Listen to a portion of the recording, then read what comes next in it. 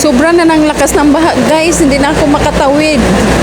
Hindi na ako makauwi. Kaya na-stranded ako dito. Pumasok kasi ako kanang umaga. Nakapasok pa ako kasi hanggang tuhod. Ngayon hanggang dibdiban na ang baha.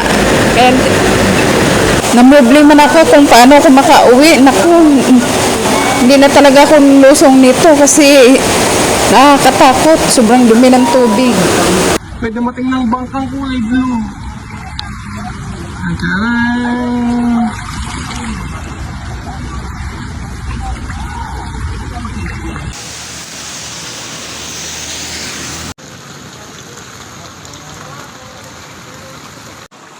Bakom. Kaya kinabukasan, sa Skyway na ako dumaan dahil pwede pala dumaan dito sa Skyway. Iwas baha. Kaso lang napalayo tayo kasi iikot to papuntang Baclaran. Pag doon kasi sumakay sa Ibakom hanggang SM Sukat, malapit lang. Ito kasi paikot na. Sa langit na naman tayo dadaan, guys, kasi safe tayo sa baha. Napakalakas pa ng ulan. At dito sure talaga tayo na makapasok tayo sa trabaho.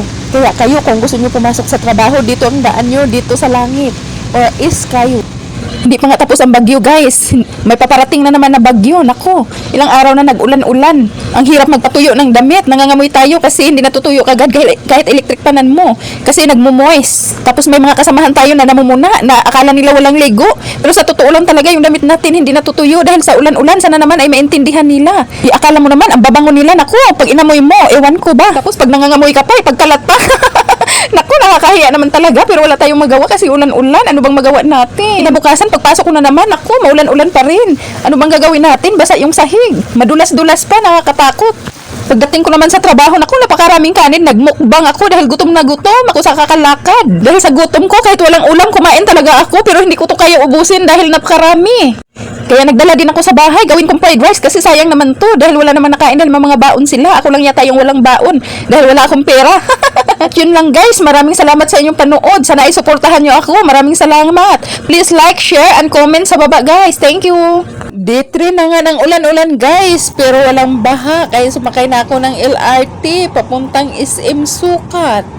At salamat naman kay wala ng baha-baha. Ambon na lang mayroon. Ayan, malapit yan sa PTX, guys. Papuntang Santo Niño Station.